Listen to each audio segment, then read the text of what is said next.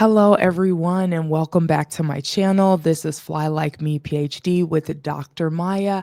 I have a very special guest today with Brittany. I have been waiting to talk to her for months, and I'm so excited we finally get the opportunity. Brittany was out in the world doing her thing, checking out a bunch of countries, and she is back to tell us all about it. Brittany, we're so happy that you're here. Could you please introduce yourself and tell us about your channel? Oh, thanks so much. I'm so happy to be here. Thanks again for inviting me. It's an honor and my pleasure. So I'm Brittany, aka Whimsically Britt. And yeah, I'm a millennial Black traveler who quit her job back in October of last year, so October 2024, to pursue full time traveling. And so I did that for 9 months around Asia, and it was a blast. And yeah, I'm gonna tell you a lot more. Anything Dr. Maya has to ask and anything I can share, I definitely will. So, Yeah, that sounds great. I didn't know you quit your job. How was that, Mhm. quitting the job and then traveling? Oh my gosh, it was.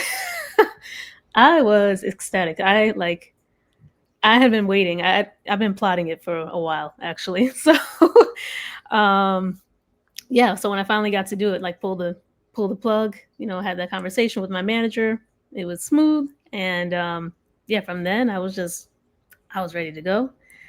Um, yeah, and then the whole traveling thing, it was I didn't plan too much ahead, right? Because from what I've heard from other people, and it just makes sense. You just kind of have to go with the flow. I had a rough idea of the places that I wanted to hit, and I had like one flight booked out of somewhere in January, and I was just like, all right, I just have to make sure I make it to this place by January. But other than that, I just kind of kept it open and kept it loosey goosey. So, Yeah, that is really wonderful. Brittany, where were you this summer and how much time did you spend each place?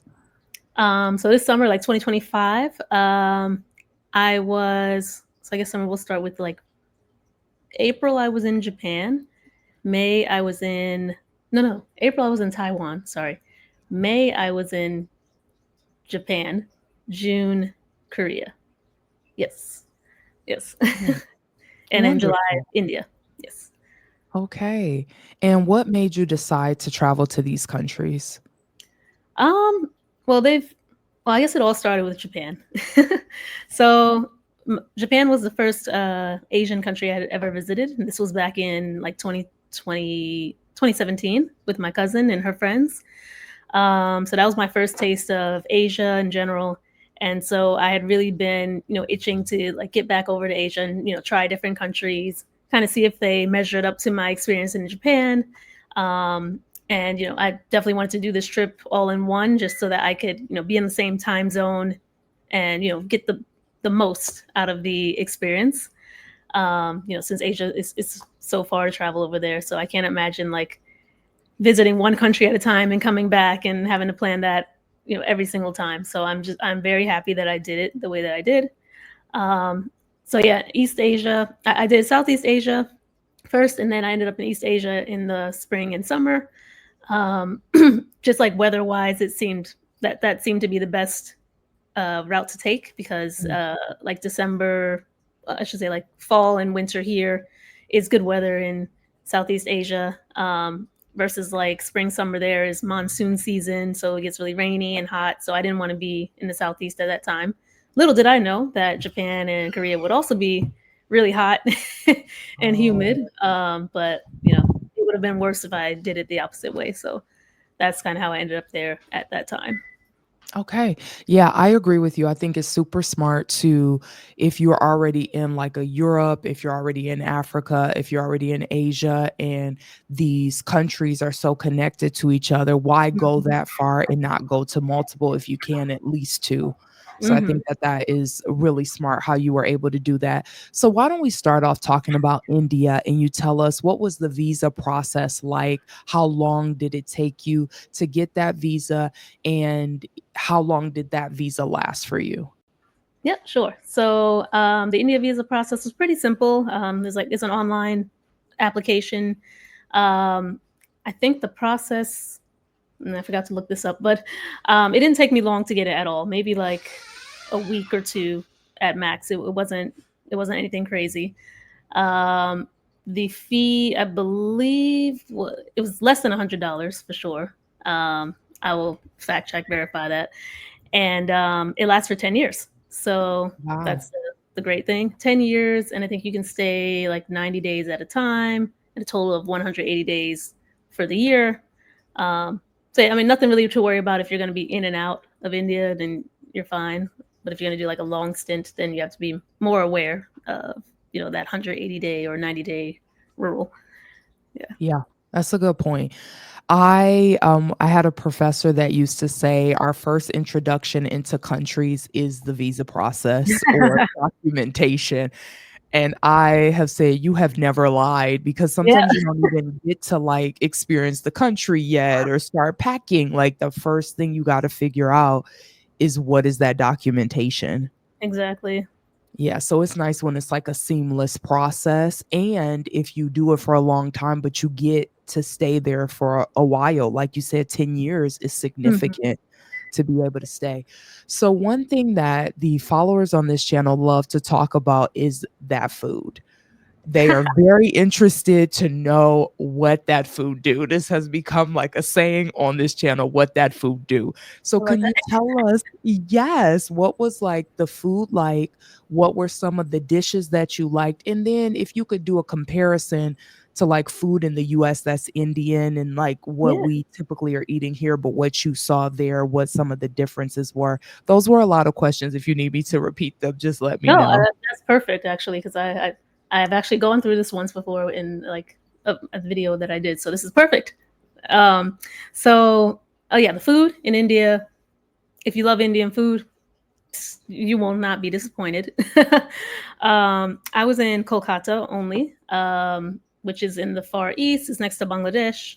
Um, and I guess the food is a little different. There were a lot of dishes there that I had never heard of. And the thing is, my friend told me that the Indian food we get here is mostly like Punjabi food and like North Indian Punjabi food. So the stuff that we know, like naan and uh, samosas and curry chicken, all that stuff. That's like Mhm. typical Punjabi food. But in Kolkata, I had actually this is a bad example, but my favorite dish I had in Kolkata was actually a South Indian dish called masala dosa. And it's like this crispy lentil crepe, and it had like curried potatoes and some sauces, like some chutney and what is the other one called? Another sauce on the side, but it's so good. Oh my gosh, like it kind of just it's so easy to eat. And like if you're not careful, you can just eat the whole thing. And it comes really big too, like I don't even know, like maybe this big, and my friend and I would share it. Um, that was my favorite dish. But then we also had let's see, a lot of sweet dishes. Mishti doi is like a very thick yogurt. So you think Greek yogurt, but even thicker, as if they like mixed honey in there. Mm. And it's actually like fermented in these clay pots, so you can just buy them off the street in like the orange clay pots. Um, it looks like very homemade, very good, very sweet as well. Um, I enjoyed that a lot. Um, what else? I had a lot of home cooking because she does have like a home cook that comes in every day and cooks 2 meals a day. So typically she would make like chicken or fish, like just go out to the market in the street, like right outside, where they're like gutting the fish and cutting up the chickens. Like you see blood and feathers everywhere. What I was didn't that actually like? I didn't watch the chickens get cut up, thank God, because every time I saw it, I would turn my head like, oh, I don't want to see that. And I didn't have to hear any either get cut up, but usually when I pass by, you just see the remnants and stuff. But you got fresh chicken, fresh fish, yeah, veggies and all that. She would just get out in the street and make it fresh, lentils, all that good stuff. So I really felt like I got like a whole experience just having like home cooking every day. And then we go out from time to time as well. So that's where I had like the masala dosa. Trying to think what else. There were a lot of different foods. Oh, one thing that her cook would make is So instead of naan, we would have it's like another flatbread, paratha. So that's kind of like their version of naan, um, or like a popular bread that they eat in Kolkata. So typically have that with lentils or chicken and just kind of stuff that in there. A lot of greens. There were like all these different greens that I'd never heard of because like we know like spinach, kale, maybe like okra and stuff, but I couldn't even tell you the names of some of these greens. But they look like mustard greens or collard greens, something like that. Maybe they're in the same family and they just call it something different. But yeah, that was the typical things I was eating, and all flavored, spiced very well. Obviously, they don't hold back on the spices. So yeah, good food. If you love Indian food, that's the place to be. Yeah, I'm gonna have to agree with you completely. When I was in India too, just such amazing food, like them curries. There's Mm, so many curries, more curries than you yeah. can even imagine. I just thought we just had curry powder, but there is just a curry for everything, different types of curry, different types of levels of spice too, along with the curry. So definitely Mm, got the seasoning, definitely has, like you had talked about, veggies as an option, mhm. not just like heavily just meat based only Oh yeah, or they're very vegetarian, or a lot of vegetarians out there. Yeah. yeah. Yeah. That's great. Love that. Thank you, India, for the incredible food that you have given across the world. We love that. So, in your experience of being there, would you say that this is a place that you would recommend for Black people and especially Black women to travel? Um, Not by yourself, I guess. I would say maybe you'd feel uncomfortable because you will get a lot of stares. I didn't expect to get so many stares just because I didn't think I stood out too much, and like I thought my skin tone is like similar to theirs. But I did have braids. The first time I went, I had like reddish, like burgundy braids, and second time I had like my fro, which I would try to keep in a bun or something that wasn't too noticeable. But every now and then you get the stares and whatnot. Nobody ever touched me or grabbed me. I mean, with the exception of the maid once doing it in the house. But that's because we chit chat, we talk, we had a rapport, and I guess she felt comfortable enough to do that, which shocked me. But that's a whole another thing. I just kind of brushed it off, like, oh, what are you doing? But yeah, nobody in the streets was like making me feel unsafe. But if you just don't like being stared at or singled out, then maybe it's not the place. And I've heard it's way worse. Kolkata is not even that bad compared to what I've heard in like Delhi and Agra and the cities where a lot of tourists do go, which is kind of surprising because they get a lot of tourists, but the tourists have a worse experience than I have had. So, Got you. but And yeah.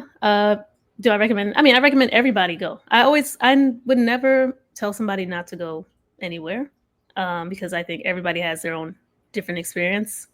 Um, I would say if you can do it with a tour or if you have a friend, that's probably the best way to do it. yeah. Yeah, I also was in India with some friends. So to circle back to the question of the person that touched you, it was touching your hair or touching you, just for clarification. Oh yeah, so it was one of my friend's maids. So she comes in every day and cleans. She doesn't speak any English, so we just smile. How you doing? And I was sitting on the bed. I don't know, maybe I was on my phone, just laying on the bed when she came in to read, and she was just like, "Oh," she like pointed. I had a bun that my braids were in the bun. She's like, "Oh," and I was like, and then she went, "Whoop." No. Yes, she did. No.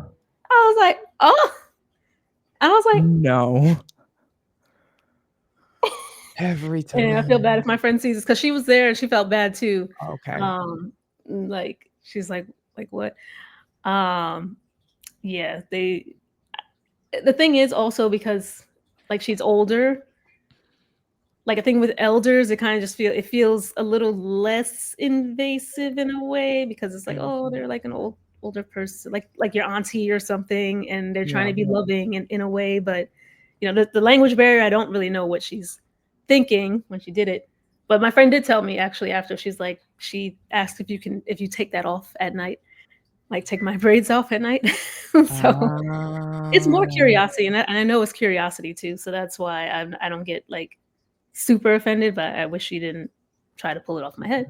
But yeah, Obviously should never be out here touching Black yeah, people, like Black if women's I had just hair. came and grabbed her hair, like that's Shouldn't be a thing, and I don't think that you all have to feel any shame by it. It wasn't you that did it, mm, people, like you said, it's like that curiosity, and I don't know why the curiosity also comes with touching. You could mhm. just be curious. I think we all are very curious about a lot of things in the world, but that doesn't mean that we feel the right to touch those things, so Yes, you're right. That is yes, true. know that you are not alone, and this is why we had to come up with the whole "Don't touch my hair" movement during the natural hair movement. It was like natural hair, and in addition, don't touch the natural hair. I remember So, Solange when said you yes, yes, please continue. oh, no, I said Solange said it. Solange Knowles, she made a song, I think, "Don't Touch My Hair." Exactly. I like that had to be the reaction to the natural hair movement was in addition, we forgot to mention and don't touch this. So when you mentioned being out in the street and you said you tried to pull the bun back to not be as noticeable, do you feel like when you're in countries where there's not predominantly Black people, you are trying to mute the features or just trying to like blend in? How do you Yeah, interact? hmm. In a way I feel like I try to adapt, at least when it comes to like, clothing, like the style. So, like, Japan, they seem more conservative.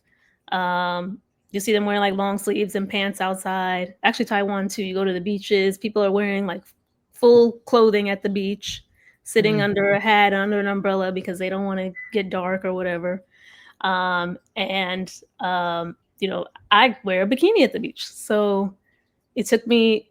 At first I came in the bikini and I have my clothes on over it, and I see nobody else has their bikinis out, and I'm like, mhm. can I? So like in that way, I would try not to stand out so much. But at one point, it was too hot, and I'm like, I'm not sitting here in this. So I like asked the lady, I'm like, is it okay to wear like my swimsuit? I don't see anybody, and she's like, yeah, yeah, it's okay. So then I went in the water in my swimsuit, but yeah, I try to adapt in those ways. Obviously, I know I can't do much when it comes to like my skin, and like as far as hair, I'm gonna wear the braids because it's just easier, right? Like You should.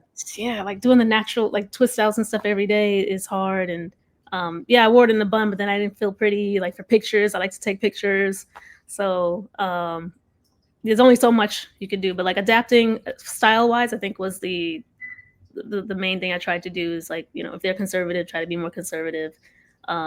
In Korea, they wear short shorts and stuff, but I would not wear short shorts in India or in Japan. Yeah. Yeah, so just little things like that you have to notice and just take it from there. Yeah, that's a good point. I love that you mentioned that. I think cultural adaptation is Mhm. important. Even though we have the right to express ourselves how we want to, we still have to respect other people's culture, even if we do not understand or necessarily agree. So, taking the cues from the locals, asking questions like you did at the beach, if it's okay, rather than making assumptions about that. And then I Mm. think just in terms of the hair, it is a lifelong journey for us, right? And I think some people think that is a little bit more muted or a little more assimilationist, and some are like Mm. radical, take me as I am, and or have nothing at all, Mary J. Blige, right? And Right. so I think Pink it braids. just depends. Yeah, it depends on where you are. It depends on what you want to do. So we can now go into another conversation about when you were in India. Could you tell us about some of the neighborhoods that you observed and like some of the different feels in the neighborhood that you Yeah. saw? Yeah, so Kolkata, I like Kolkata, and I think maybe because I've been a couple times and my friend is there, it starts to feel a little like home. Um, but so the neighborhoods, I would say, it's kind of a mix. So like you'll have some like nice, like really nice, fancy condo looking buildings, stone, like white with the beautiful black, like the fences and the balconies and stuff. And then like right outside, like right next door, you'll have like a crumbling, you know, abandoned looking building, and it's not even abandoned. People live in there. And then you'll have the slums, which that's what my friend calls them, the slums. And it's very clear. It's like maybe like a one level, like maybe like a little, not adobe. I don't think it's adobe, made of adobe, but like a little stone house with just like a very basic roof and like maybe one window. Maybe there's like one or two rooms in there. If you're walking by, you can see like straight into their house. Um, People sleeping right outside, on the concrete, bare concrete. Um, and that all is kind of like, it feels like it's all intermixed. Although there are more affluent neighborhoods, I think like Ballygunge and yeah, Ballygunge was one of them, and there was another one where there are like restaurants and bars, and like there's more of that upscale feel. And you have like really nice rooftop bars. There's a really nice lounge that we went to for the first time last time I was there. Um, and you have like all the nice lights and golden chandeliers and all that stuff. So like there's just very vast, there's a very clear and like wide, I guess, gap between the richer and the poorer. Yet they kind of all live in the same areas, I guess. Like it's not very clear. Like you just hop over the tracks and like, okay, that's the rich neighborhood and this is the poor neighborhood. So, Yeah, and would you say in your observation that you saw people interacting with one another from different neighborhoods? um, I guess so. Yeah, like because like there's that market outside, for example, right? All types of people will come to the market, get some fresh produce and fresh chicken and whatnot. Okay. Um, I would say, let's see, and in cafes you'll have more of the, how do you say, posh people, the housewives. Like you can tell they're like a little more well off. Like they're out here Yeah. drinking coffee in the middle of the day. Yeah, my friend told me those are housewives. Um, they got it good. There's a lot of I forgot which, I think she said Marvari people. The Marvari people who are not Bengali, so they're not from Kolkata or West Bengal. But Marvari people tend to be like business oriented, and they have a lot of businesses out there. Um, so like a lot of those upscale people tend to be Marvari, I think. I hope I'm relaying this right, but yeah. All good. But They will let us know if we yeah, have yeah. not. It's all But good. I'm pretty sure. I'm pretty sure. But yeah, yeah.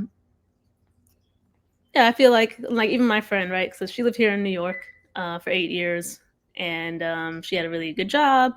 Um, made good enough money so that she quit and she started her business back in India. Um, and the way she lived here versus the way she lives in India, I wouldn't expect. Like here, she was very um, like her apartment is very minimalist but very cute and very orderly and whatnot. And India just has a different feel and like a more a more rugged feel in some ways, unless you're like really really rich, and I guess you would live in one of those really nice high rises I talked about. Um, but seeing her adapt in that way, I guess, um, might be a testament to like whether or not everybody kind of intermingles and just as a society, Yeah. um so yeah. Great. Thank you, Brittany. So we are collectively recommending that Black people travel to India, take a look, take a visit. You get 10 years on that visa. Why not?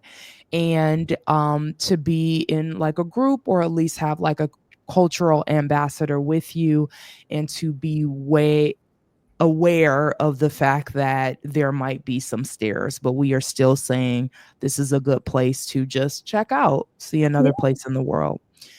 Thank you for that. So now let's move to South Korea. And with South Korea, I would love for you to talk about the documentation that was required, if there was something that was required, or if not, what did you have to do to prepare for your visit to South Korea? All right. So South Korea was easy peasy. I just needed my passport. That was it. There may have been an entry form, which at this point I don't remember which countries require that, but it doesn't really stop you from getting in the country, right? You're on the plane and they might hand out the form and you just fill out like the arrival vessel. Yeah, I'm pretty sure I did this because I did have to have an onboard flight booked. So that was the thing. Okay. Before they let me, yeah, when I was checking in at the desk, I had to show them proof that I had a flight leaving Korea. So I had to like kind of plan that out. Like, all right, I'll stay for a month. I'm gonna leave on this day, and that was that. You could also get by on if you just like book a refundable flight or a U.S. airline. So a flight that's leaving to um, the U.S. You get 24 hours to cancel it, no matter what. I'm not sure if everybody knows that. Um, but yeah, so I think I booked a flight. Yeah, I booked a flight saying I was gonna go back to New York, Yeah. and then once I got there, I like canceled the flight. Uh, Wow. yeah, so that might have been for Japan or Korea, but either way, this is something you have to be aware of. Sometimes when you're going to these countries, they want you to leave, and they want to know that Yeah. you're gonna leave. Yeah. So you have that flight ready. Just have it on hand. I literally had the flight ready. I'm like, all right, are they gonna ask me? Are they gonna ask me? All right, book. Here's the Yeah. email. Yes, I got it. As Nice. soon as I Nice. click Way to over, cancel. Yeah, way to do that. And you are right. There is the one courtesy is that you can cancel a flight that you've booked in the US within 24 hours. And then after that, I guess no Yeah. changes need to be made, but you do have the 24 hours. Okay, were you able to see the cherry blossoms while you were there? No, You were no, not because able to see it. I wanted originally I wanted to be in Korea for April because that would have been cherry blossom season. But I was in Taiwan at the time, and I didn't see cherry blossoms there either. I think it's a little further south, so they probably bloomed in like March. So I just missed it in Taiwan. Then I went to Japan in May, so I missed it there, and in June in Korea, it's already gone. But It wasn't it's meant all to right. be. Another year. Yeah. Another year. Okay, tell us about the different places that you visited and places that people don't typically talk about. How did you end up in those places or find those? Oh, okay. Oh yeah. So Korea, originally, so I had only known of three cities: Seoul, Busan, and Jeju. So I hear people talk about those. So I definitely wanted to hit those. When I landed in Korea, I did not have a plan at all. I had booked just my 5 days in my first Airbnb in Seoul. And after that, within those 5 days, I'm like, all right, I need to plan out the rest of my journey. So I actually found a travel blog. Literally, I think I just looked like 1 month in Korea. I looked that up, found somebody's blog page. I looked at all the cities they went to, and I would just Google them real quick and see if it looked interesting to me. And then I think they visited maybe 7 cities, and I ended up visiting 5. Um, or no, I visited one less than them. Um, and yeah, that's how I decided. And then I was kind of looking into, right, how would I get around Korea? There are some high speed rails, I think, and then also buses. My primary mode was buses, so um, yeah, that's kind of how I went with it. So I started in Seoul. I ended up staying there for 10 days. 10 days because at this point I'm becoming more of a slow traveler, and I love cities, and cities have a lot to offer, and I already know myself. I'll see like a really a cute cafe or a restaurant or something that I know I want to check out, and I just don't want to be rushed through it. So I did 10 days in Seoul, and then I went down to Jeonju, Jeonju, which is about, I think, 2 hours on the west, 2 hours southwest of Seoul. I went there for 2 nights, and there is like a hanok village, which is like traditional Korean houses.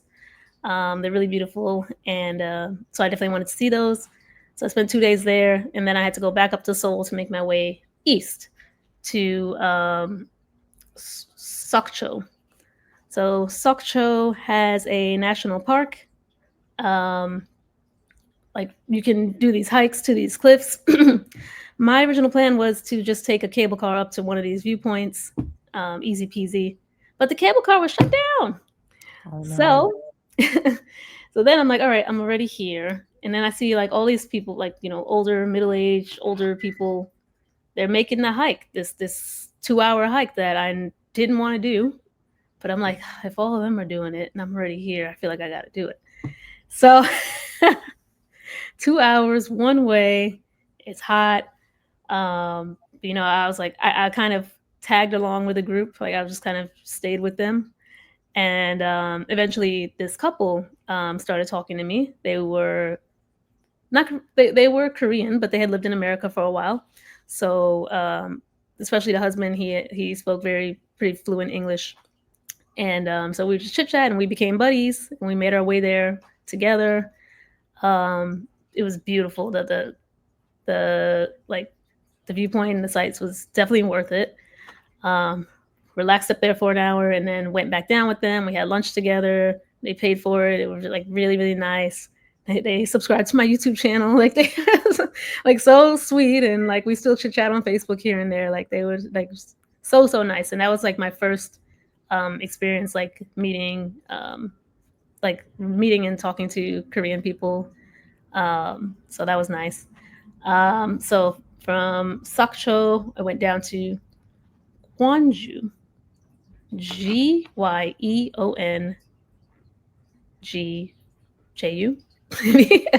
Gwonju. So the reason I went there is because I saw these pictures of these round hills, like these green round hills, and that just intrigued me. So in Gwonju, it ended up being like some kind of park, and those round hills are actually I guess mausoleums or tombs for past kings or emperors, Korean, whatever. So you can go inside of one, and they had like little like some like museum type displays in there, but the rest of them you can't go inside. But it was just really nice to look at. And I visited the a K-pop museum there. Just kind of learned about the history of Korean music in general, which was interesting because I expected it to be K-pop and like the K-pop that we know today, just like, but there was just kind of an evolution of it, which basically just followed like Western music. I felt like it was just kind of like mirroring Western music. So like the '70s here looked like the '70s there, and the '80s here, like down to the style and the yeah, and like the instruments and stuff. So that was like a little like, oh, okay. Other than the folk music, it was like Korean folk music, and then it just kind of like started adapting to the West, and then the West that we know today, the K-pop that we know today, which is heavily influenced on the pop and hip hop and rap and everything here. So, so the other thing I thought that was interesting is that they didn't seem to attribute um, a lot of the I'm gonna say the influence. They didn't seem to attribute it much to like the West or black music and stuff, which I was kind of like, like especially with the rap and the way they be dressing and the way they be talking, and I'm like,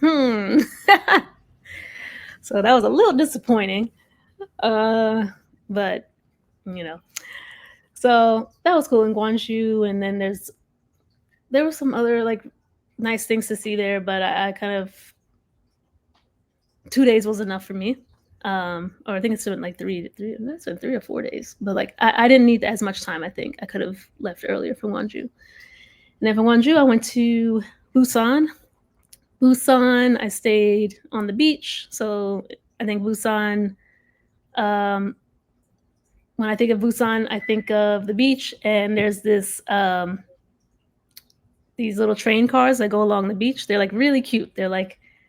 They look like tiny train cars that would just fit like up to 4 people, and they ride along slowly along the shoreline, and you get like these incredible views. Um, and there are different stops you can make along the way. I think like 5 or 6 different stops, viewpoints, and the beach, and areas for restaurants and stuff like that. So that was nice to do in Busan. Um, and just very lively as well at night near the beach. There's like this main road, and also a a night market type of road where you can try all types of street foods and whatnot. So yeah, it becomes very lively at night. So I enjoyed that about Busan. Um, and then Jeju was my last stop. So I flew from Busan to Jeju because it's an island, and I think you could take a ferry, but I wasn't going to do that. But Jeju was my last stop.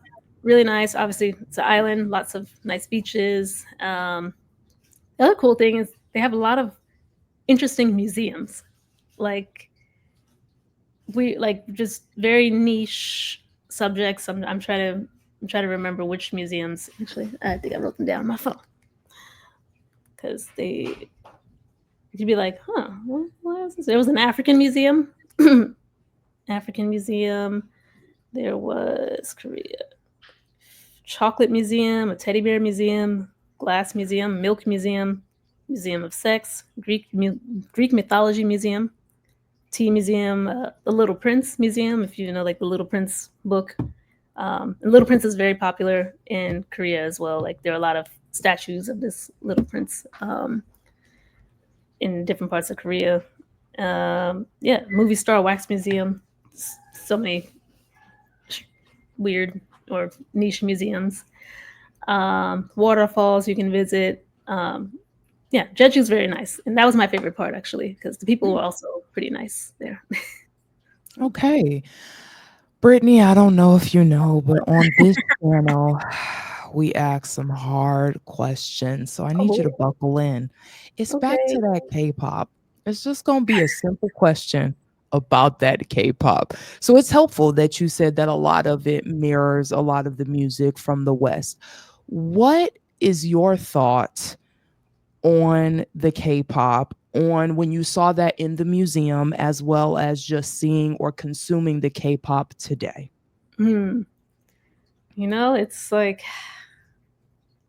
yeah, I just wish that they would acknowledge and just give more credit to where it's from, and I feel like a lot of the yeah, it feels almost it feels like appropriation in some way.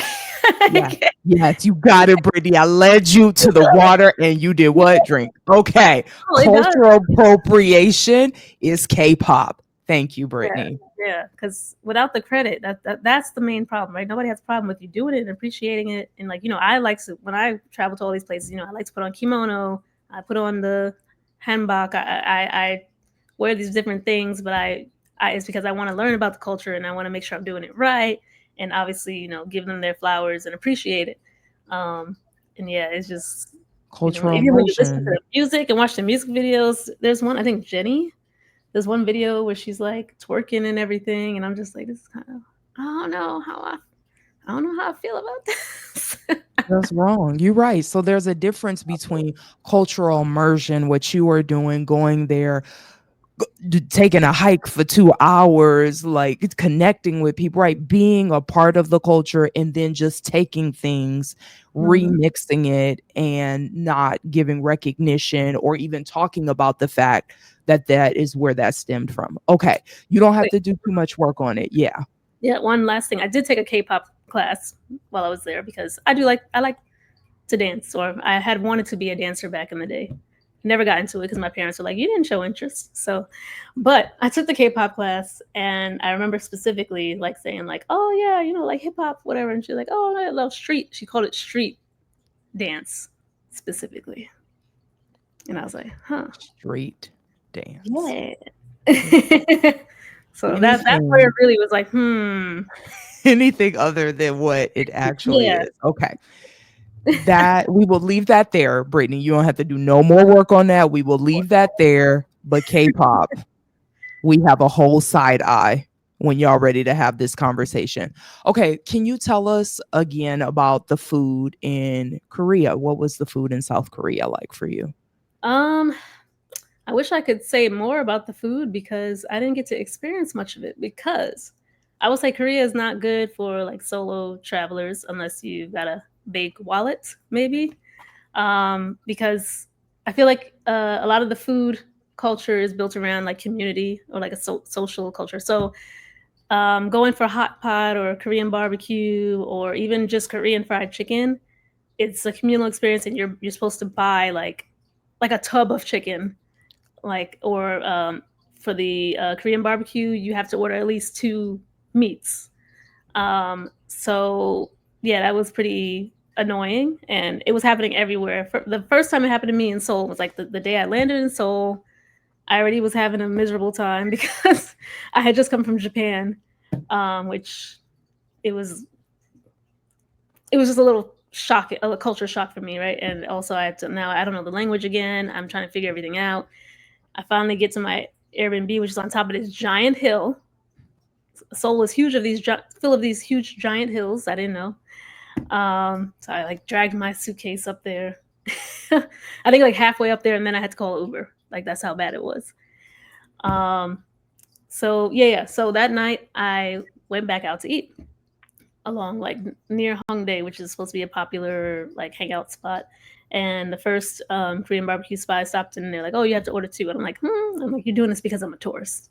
Then I went to the next one, same thing, and I'm like, "All right, I guess I'll eat here." And then that just happened throughout all of Korea. Every time I went for Korean barbecue, it was always minimum two orders. Except in Seoul, there was a spot specifically, like they had a sign outside saying, "We take single diners." And then the food wasn't that good, I'm not gonna lie. So Okay. that wasn't, yeah. Um, yeah, and then the chicken, I had to order like I think it was like an 8-piece chicken at the chicken spot. I was just, at that point, I was just over it. You were Um, over it. Yeah, and then the chicken, it was supposed to be like a dusted cheese chicken, and it was sweet. So that's the other thing about the food that I noticed after somebody had told me, and then I started to notice it. A lot of the foods that shouldn't even really be sweet, and like at least we're not used to it being sweet, chicken, Cheetos, garlic bread, they just throw sugar on everything for some reason, or these sweet sauces on everything. So it wasn't that pleasant. Um, but the Korean barbecues I had in general, they were good most of the time.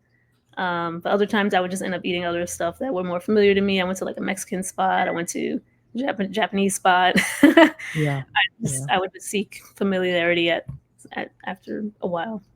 Yeah, and sometimes you do that when you are in a place where you just want something that kinda roots you in what is familiar, comfortable, or safe, and you're like, I've had it was difficult getting here," or, "I'm not having the best time, let me just go to something I'm familiar with." That is completely normal. Did you find when you were in India and South Korea that there were people that spoke English? Like, was it easy for you to communicate with people or difficult? Um, yeah, yeah. In India, I'd say more like the younger people and maybe like business people or people that I find in the cafes and in the nice the lounges and stuff. They generally spoke English. Um, and then I had my friend too. So then most of the time she would speak. So sometimes they spoke English, but then they just chose to speak like Bengali because it was easier. But they were capable of speaking English. In Korea, I didn't have. I used my translator app quite a bit. I did, and yeah, people weren't generally as social there either. So I didn't. I didn't get to speak to a lot of people, but the people that spoke to me, like the ones when I was hiking, and yeah, those were like the only people that Okay, spoke to no me. worries. No worries, just so that we could be prepared if we were ever to Yeah, visit. I have that So, translator app for sure. you had the It's really translator app. important. Yeah. The way we will wrap up South Korea is back to challenging conversations, but that's why we brought you here because you can help us with this. So, you and I had some conversation about racism amongst the Korean people. If you could tell us about that, as well as you had a friend that kind of gave you insight about Mm. how the Korean people are, Yeah, that yeah. would be nice. So I think this was a big part of why I didn't enjoy Korea as much as I thought as well, aside from the food issue. Um, People didn't seem as social or willing to branch out of their own social bubbles. So they are social, right? Because I said that it's a social society. They go out for hot pot, whatever, together. But like trying to, like, even if I'm walking by on the street and try to smile, like they weren't smiling back or anything like that. So I started to dial back, like, oh, I'm back in New York City or something. All right, let me just chill. But so from what I've heard and seen online, so this girl that I met, I was at the esthetician and I was looking into microneedling because Korea, they're very big on all the plastic surgery and facial whatever you can do, they got it. So I heard about this microneedling, but I didn't know if it was safe for my skin because I'm darker tone. I wanted to make sure it was safe, so I went there, and then they recommended I get laser, and I was like, I know laser is not supposed to be good for my skin, right? So I leave without doing anything, and then I see this black girl in the elevator, and who came out of there as well. So I start chit chatting with her about like her experience there and like what she's doing there. Is it safe for her skin? And then basically she opened up about Korea. She had been living there for a while, and like she was talking about how there's like competitiveness amongst the Korean girls. Um, like they can be really catty and mean and very mean girl. So I assume that's like no different with like the foreigners and maybe the way they treat foreigners. Um, so yeah, like she was having a hard time making friends there. Um, and between that and from what I've heard, like just seen online, like this black girl getting spit on by these men. Brittany, no. So I'm glad that didn't happen to me. But yeah, I would just tread with caution. Or again, I just don't think solo is the way to be out there. Solo I is think not you the can way to enjoy be. it more maybe if you have people, but and even like the most social person I know, there was this other guy. He's like very bubbly, very, very extroverted, very New York, just and gay guys, just very cool. And so he makes friends everywhere he goes. And even when he went to Korea, he said the only friend he made, only person he connected with was another American. Um, Mm, so when I heard that, I'm like, okay, it's not just me. yeah, like, so yeah, it's different. And it's different from like Japan because I know like Japanese people are also, they're reserved, yeah. but they still can you okay they still had this friendliness and this warmth about them. They could open up once you like start talking to them. um yeah, Korea just gave me, I don't know, they just gave me nothing most of the time.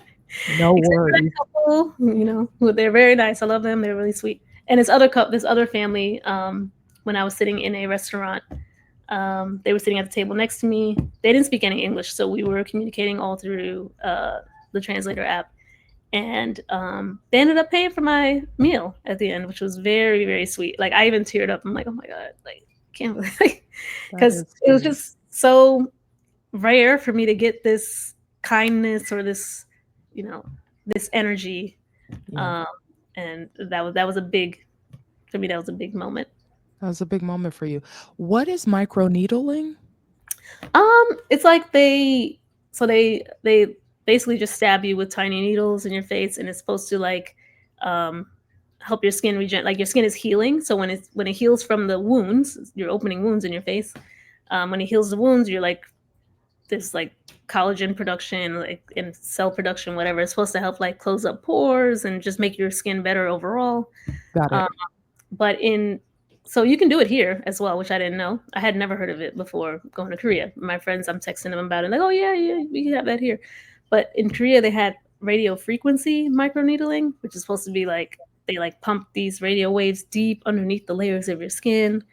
Um, so that sounded weird to me. I didn't really know if I wanted to do it. So I was doing so much research and I was trying really hard to like see if I wanted to do it. And then like when I went to the esthetician to ask about it, and they were recommending laser instead, I'm like, and then I just kind of gave up on the idea. But That's okay. yeah, Completely understandable. Okay, final question for this, Brittany. Would you recommend that Black people travel to South Korea? with tread with caution and Tread with caution. go with people. Do not go alone. You will not. I don't think you will enjoy it very much. I'm sorry. Okay, no, that's okay. We want the honest truth. I've never been there, so I can't make a comment, Mhm. but you heard from Brittany, and I also would recommend that you all check out Brittany's channel. Obviously, all of the information is in the description box. She gave such great information on all the places she traveled to, how she got there. So, seems like a really good connection if we are interested in traveling to these Yeah. places. So, our final conversation is going to be about Japan. And you can tell us first about what was the process to get into Japan. And you have been there twice before. So, Mhm. tell us about what was the difference from like one time to the next, or if it just felt the same to you. Yeah. Yeah. So first time was back in 2017 with my cousin and her friends. I just hopped on their trip, so I didn't plan anything. I didn't know anything, and this was like pre-travel blog days as well. So I was just there like la di da, whatever, just throwing my money. Like, oh, what are we doing? Okay, here. You know, had no expectations, but I had an amazing time. And one of her friends was half Japanese and lived in Japan, so she was our little tour guide. So it was seamless, wonderful, and it was my first time in an Asian country. So everything was like so different from like America or even like Europe for me. Just how introverted people were, just how orderly it was, like people following rules, like not even jaywalking, no litter, just super clean. Um, Mm. and they have like there's just like the little things they do, the little bows, or like just handing the money over with two hands, or putting it in a tray. um the bidets, everybody loves Japanese bidets. I need to get a bidet when I get a house here. um so yeah, that was my first time, and I think a lot of people when they go to Japan, they're all the same. They're like, oh, it's like this little magical Disney experience. Um, so that was my first time, and then the second time I went with a friend. So then I was the ringleader at that point because I had been before. Mm. So I took her to like pretty much a lot of the same places that I'd gone before, and then I threw in Mount Fuji because I hadn't been there before. So we got to see Mount Fuji. That was nice. Both times I went for like 10 days each. So both times were very. So the third time I went, I stayed for 6 weeks. And I made sure to drag that out. And my original plan was to try to start in the far north, like Hokkaido region, and make my way south. I only started as north as Tokyo just because I went to meet a friend who happened to be there at the same time. Um, so I started from Tokyo, and I ended up doing a lot of the same stuff. So I did like the same cities: Tokyo, Mount Fuji, Hakone, Kyoto, Osaka, and then I also threw in Kanazawa, Takayama, uh, Ishigaki, which is an island in Okinawa, and Hiroshima. Yes. So I guess it was like 8 cities in the 6 weeks. Um, yeah, and I mean, it was just wonderful. I think, I mean, part of it was like meeting my friend and like another friend I had met previously in Taiwan who was working there. Like we all met up, went out, like we did like a bar crawl together. Trains shut down at midnight, and we stayed out till 5 a.m. until the trains reopened. And just like we're clubbing, we go for ramen. Like it was just very nice to be able to socialize and just like actually go out, because by myself I was not, obviously I wasn't going out and doing anything while traveling. So that really added to the experience. And then yeah, just going around at my leisure and not feeling rushed this time around was very nice. And yeah, I think also, interestingly enough, it also made me. I also started to see like the a little bit of the negatives of Japan, because obviously no place is perfect. Mm. Like some things that started to bug me were like, okay, the people are very, how can I say that? They're very helpful, right? Which is great. Like you're lost at the train station. Oh, where's this gate? They're gonna, even if they don't know the answer, they're gonna like run around and try to find it for you or find somebody who can help you. But at the same time, sometimes it's like, all right, if you don't know, it's okay, just direct. Mm. And I feel like when they don't know, they feel like they're like failing, and like they actually feel bad, which makes you feel bad. Oh, And I'm like, it's okay, it's okay. Like if you ask like, oh, do you have this shoe in my size, this yeah shoe in my size, and they're like, oh no, sorry, sorry, sorry. I'm like, okay, it's okay, it's okay. mhm. It's not your fault. You just work here. Yeah. So they have a real sense of duty. They really do. No, they really have Oh, a in sense of it. everything. Even like the cabs, there's like the taxi cabs, which are very expensive, but the cab drivers wear suits and gloves, and sometimes they wear the what do they wear? Glove things. I feel like there was something else, but either way. And then all the cabs have like the doilies on the seats, like the lacy doilies, and the doors open by themselves too. They're like automatic doors. So like they have this real sense of duty. I should say, like A there's sense of duty. whatever they do, they make sure they do it to the They do it fullest. well. Right. They don't have, you know, Yeah. I Yeah, do I like could see that. That's a lot of pressure, like you said, to that. always be, like, dutiful Mhm. and have to do things like that. Did you, mention what the visa process was like for you Oh, or no, no, Japan, no visa no required. visa? No I did visa? have to book the onward flight, so that is where I booked the onward flight because I remember, I was trying to coordinate with my friend, and I'm like, "Oh, I don't know when I'm coming, blah, blah, blah." Yeah. So I booked that onward flight, and then I canceled it, and then I rebooked it when I figured out, when I wanted to go to Korea and from where. So I ended up flying to Korea from Hiroshima. Yeah. So Got it, and you and I had a conversation about you wanting to travel from the north to the south and how you were able to travel through Japan. Mhm. What was that like for you? Oh, yeah, so pretty easy. You take the Shinkansen, the bullet train. Um, they used to well, they still do have these passes. You can do like a 7, 14, or 21-day pass, but they're pretty expensive now. Like they're almost double the price they used to be, back, when I went for the second time. So most people don't recommend doing it. So I didn't book this pass. Also because I was there for 6 weeks, not just 21 days. So um, and I wanted to be kind of loose with my itinerary. So yeah, it was easy to just book the Shinkansen. You just show up at the train station. As one person is very easy because there'll usually be seats available. Um, just go to the kiosk and yeah, really really simple. There was like maybe one or two times that my card didn't work for some reason in the machine, and then you just go to the counter and somebody will help you book the ticket. You can choose which seat if you want like a window seat or something. You should sit in your reserved seat. Um, even if nobody's in your seat when you get there, they might come on at the next stop, and then they're just looking at you like, all right, when are you getting up? And, yeah, like I said, they follow rules, right? So like if you're sitting in somebody's seat, it's just kind of like, what are you doing, dude? Um, I would recommend if you're taking the train between like Tokyo and Osaka or Kyoto that you sit in seats A, B, C, D, and E. They face towards Mount Fuji, going both ways because it just goes Wow. this way. So yeah, if you want to see Mount Fuji on the way, yeah, sit in D and E, and then just like watch your maps to see when it's coming. It's beautiful, very nice. So that's another way to catch it if you don't actually go to Mount Fuji. Um, Going to Mount Fuji, that is something I should mention because the first time I went to Mount Fuji with my friend, I thought that it was easy to just go there because it's between Tokyo and Osaka. So I thought like, oh, I can go Tokyo, Mount Fuji, Osaka.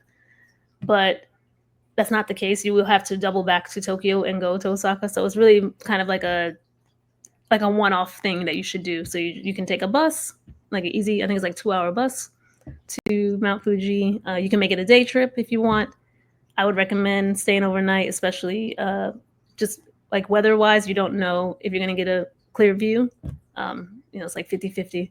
So I went for 3 nights and or 2 nights and 3 days. And first day completely clear. Second day, a little bit of clouds.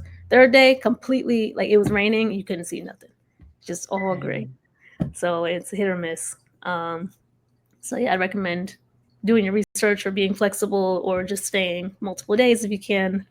And yeah, if you're planning like go onward, just be prepared to go back to Tokyo first. If you're Yeah, Okay, what was your experience in Mount Fuji like? it's beautiful. I loved it. Uh, it's just magical. I'm like, yeah, it was incredible. And I stayed in a hostel that had a clear view from the rooftop. Um, and like I think I had to pay like $40 a night. Um, and yeah, nobody was really hanging out on the roof. Just had the roof to myself. They had hammocks, a trampoline, all this stuff, and I even took my drone out. I don't know if I was supposed to, but took my drone out. Got some good footage. And yeah, it's on the clear day, that the very first night, it's just completely clear. It was gorgeous. And then the second day, I went to a garden, and there were like all these pink and purple and red flowers and such, and there were tons of people there, like early, ready taking pictures and everything. And I got like beautiful pictures of Mount Fuji and like the flower fields and everything. Um, Definitely recommend. You got to go see it. And then you could also go to like you can take like this ropeway. So the first time I went with my friend, we took the Mount Fuji panoramic ropeway, and that's a nice viewpoint. That day was a little cloudy as well. That I didn't get like super clear views, but it was nice. There's like a swing, and there's a bell you can ring that brings you like good luck and all that stuff. And it's a nice way to spend your day. And it's along this lake. Um, yeah, so it's nice, and there's lots of little activities you can do in the town as well. It's not just go and look at Mount Fuji. You can do other things. So, That's cool. That's cool. You had mentioned to Hiroshima and how you learned a lot about history, mm. museums, and you saw memorials. What was that like being there, or what are some of the things that, you really took away from that? Oh yeah. So in Hiroshima, the U.S. dropped an atomic bomb on Hiroshima. So there is a museum dedicated to that and a memorial as well. The museum, it can be moving and maybe even disturbing for some people if you're if you're sensitive to those things. I'm usually sensitive to those things, and in the moment, I didn't feel much. I'm like, oh, this really sucks. Learning that people weren't dying instantly, right? They Mm, lived mm, through this. I thought the bomb. I'm not gonna lie. I thought the bomb came and just disintegrated everybody. mm, Nah, people were they, they got third-degree burns and they were alive. People, um, if they weren't right under the bomb, they would develop these diseases a couple of weeks or months later. They would get these spots, black spots on their tongues, and then get these fevers, and then their hair would fall out, and then they would just die. Like it was a very painful, slow and painful deaths. This was not, you know, So after the fact, then I think I went there on like the first day, and the second day I'm just going around the town, and um, I'm just looking at the people, and I'm just thinking like, wow, I can't like just imagine just on your way to work, because it happened in the morning time actually. So imagine you're just on the way to work or school, and then next thing you know, the whole world's on fire. You have no idea what happened. yeah. Um, so that's kind of when it started to move me some more, and then it was like my last. That was my last stop before leaving Oh, to Korea as wow. well. So it was like feeling even more emotionally attached to Japan right before I leave.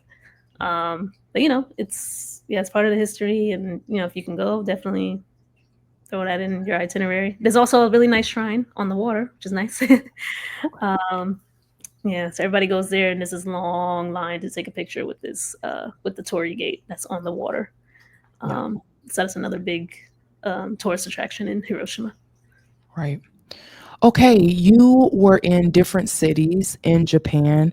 Could you tell us about some of the different cities? What was the vibe? I think you said you were in Kyoto. I Mhm. also don't know about pronunciation. Okay. Oh Yeah. yeah. Oh yeah, yeah. All right. Tokyo's a city, big bustling city. Really cool vibes. The people are more like city people, so busy, maybe not as social, but you can find lots of things to do, or you can find a bar crawl, or things to do if you want to socialize with people. Um, Mount Fuji and Hakone are very calm, peaceful, nature driven. Hakone is known for their onsen culture and hot springs and such. So onsens are like they're like hot tubs without the bubbling. Like they're just like warm tubs that you just kind of chill in. And if you go to a public onsen, everybody's naked as well. So it's an experience if you are comfortable doing it. um, and men and women have separate chambers. Mm. So there's that. I really enjoyed that as well. And you can also find hotels or like ryokans, which are like traditional Japanese style houses or rooms, where you would like sleep on a tatami mat. Tatami mats like those straw looking mats on the floor, or like straw square looking mats, and you could like sleep on a futon, which is like a flat mattress, like a fold out mattress thing on the floor. Um, so you can stay in ryokans. You can stay in ones that have private onsens, or ones where you can reserve time so you can be there by yourself. So yeah, you can. There's a mix of that, and then also with the onsens, a lot of them don't accept people with tattoos. The public ones, yeah, because they still.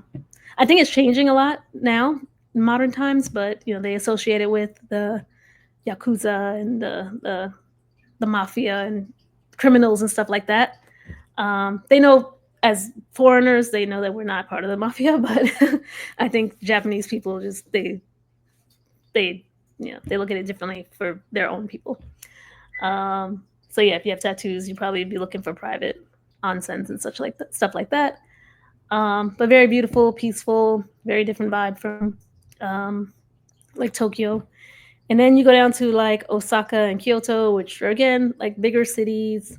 But Kyoto is it has more of that like the traditional sights and feels. There's like the Fushimi Inari Shrine, it has like the 1,000 orange torii gates.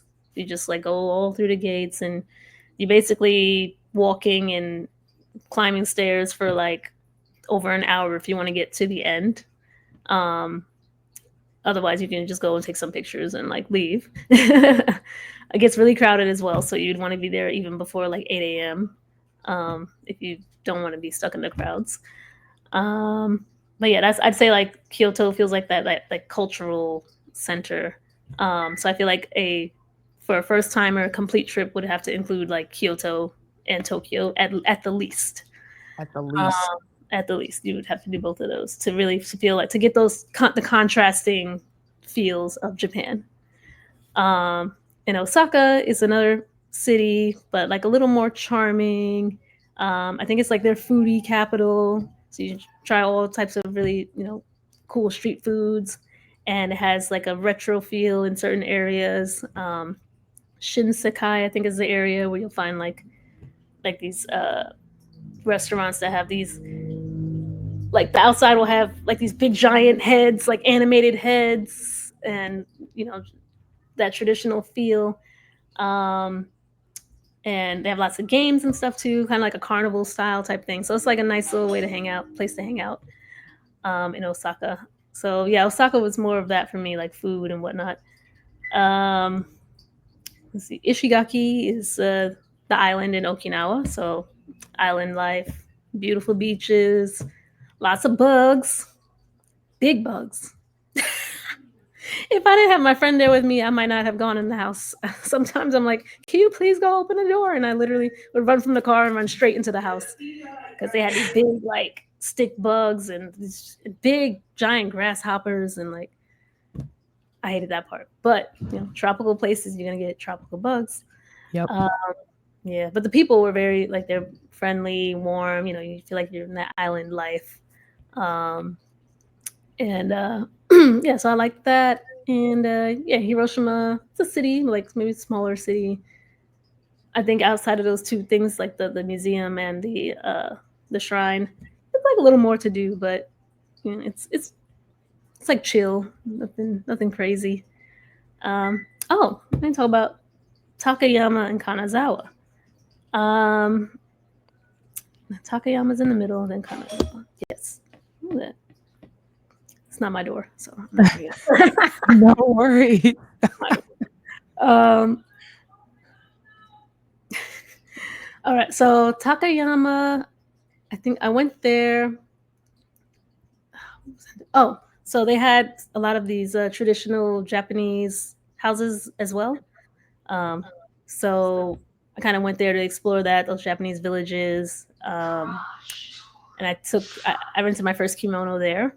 And just like took pictures around, and people are nice there as well. I met these other two black women there actually who were traveling from California. So I was at a bar by myself, and there's like a hole in the wall bar. Like they were seating outside. There's a window and seating outside, and then there's like a small room inside, and then they had like it was like loft style seating right above as well.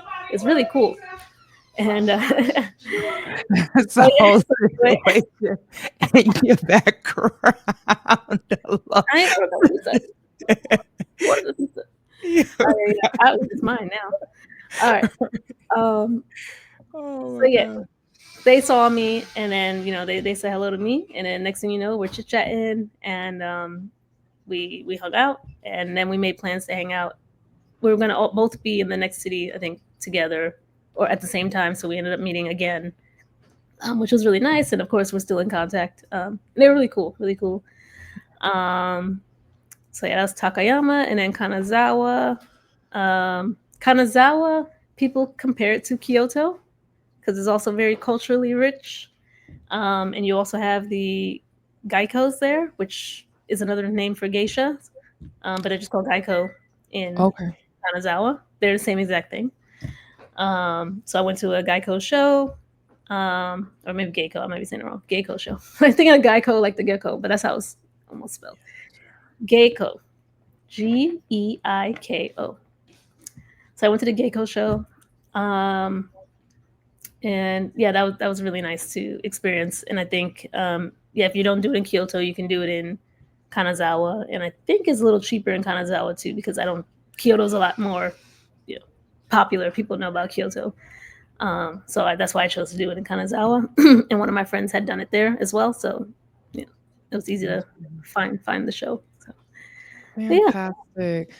Brittany, it's been so great hanging out with you and learning so much about your experience. I guess to wrap it up, you would recommend that Black people travel to Japan. Oh yeah. And you know what? The other thing, black people specifically. So, I feel like in Japan they do a good job of appreciating black culture. Oh, wow. I do. Like when I was in Ishigaki, there was a bar I went to, and the guy was playing all reggae music or reggae and blues and stuff, and like he's a very big music guy. He's just like old Japanese man with like the long, the beard, the sunglasses, the hat, that Yeah. vibe. And yeah, he loved the music. He loves black music. He got the album stuff plastered on the walls. Like this is what's playing. This came from these people. I loved Wow. that. And Yeah. then in Tokyo, there's this sandwich shop called Daps, DAPS, Daps chopped cheese or something. I think that's what it's called. So they make chopped cheese, which is a popular sandwich here in New York, which I've actually never had a chopped cheese in New York. But well, he used to work in New York at like in I think like Brooklyn or the Bronx or no Harlem. Sorry, he worked in Harlem at a chopped cheese shop. So he took that back with him to Japan and opened up his own shop. And in that shop, again, like all in the shop, it's all like you got like I don't know, Run DMC and all the old greats, the rap, all that stuff. And it was actually a little comical. He had like the Hennessy bottles and like Domino's sugar and like Cafe Bustelo, and he had the trash can that said like basura. Like he really tried to take what he found in New York and bring it to his shop, and Wow. I really liked that. That's And cool. they were all quiet. He was quiet at first, and then like I was kind of there by myself, just doing my thing. Two people walked in, two other Japanese people walked in, and they all started chit chatting. And then on the way out, I was like, "Yeah, I really like your shop. Thanks so much." And then he just like warmed up and just started talking to me like, "Oh, where you from?" Blah blah blah blah blah. I was like, "Oh, can we get a picture together?" He's like, "Yeah." I got a nice picture. He's like, "I think he's doing this," and I'm like doing this.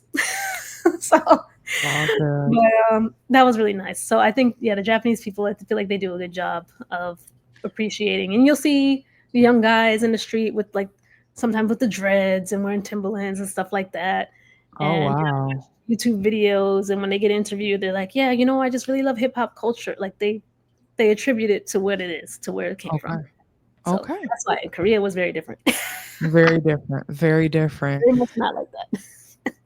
Brittany, this has been so fun. I thank you for gracing our channel with your Oh, presence. You have so much information about these countries. You have seen so much. If you wanted to, did you have any final thoughts you wanted to leave people with? And if not, we can close out. oh no. Just again, thank you so much for having me. Yeah, like I said before, I never would say to anybody don't go somewhere unless like obviously there's like war going on or something, but you know, if you're curious about a place, just go out and see it for yourself. You can always leave. You can always hop to another spot if you're not liking where you end up. So yeah, don't let other people scare you out of going to certain places. And yeah, just be curious. And if you want to know more about my travels, I'm starting to recap on my Instagram. I am making YouTube videos. I have a travel blog, so I will be siphoning that information here and there through whichever medium seems to make sense at the time. So if you want to follow me at Whimsically Britt, that's on Instagram, TikTok, YouTube, and my website is whimsicallybritt.com. That is fantastic. I think that is a perfect way to end this is to not let us, because I'll include myself too, not let us scare you from traveling to a country. We're just trying to give you a warning or allow you to be prepared when you go so you don't have to be shocked by things when you get there. But this doesn't mean you can't go, right? Mhm. You can still see the world. And I love what you said about if it gets to a point that you're uncomfortable, feel unsafe, you can just go if you're able to do that. So this was fantastic. As Brittany mentioned, don't forget to like, comment, subscribe to Brittany's channel. All of the links that Brittany told you about will be in the description box. So if you want to follow Whimsically Britt, make sure that you do that. This has been great. I've learned so much from you. I'm really interested in traveling to Japan, South Korea someday. So I am going to rewatch this, Brittany. I'm going to rewatch Oh, this. That's why we needed to get all the specific places and specific details so that we could know where to go. excellent. I hope you do. I can't wait to see it. Thank you. Thank you. Okay, well, that's all our time for today. Hope that you all have a fantastic rest of your week, and we look forward to seeing you next time. All right. My hand.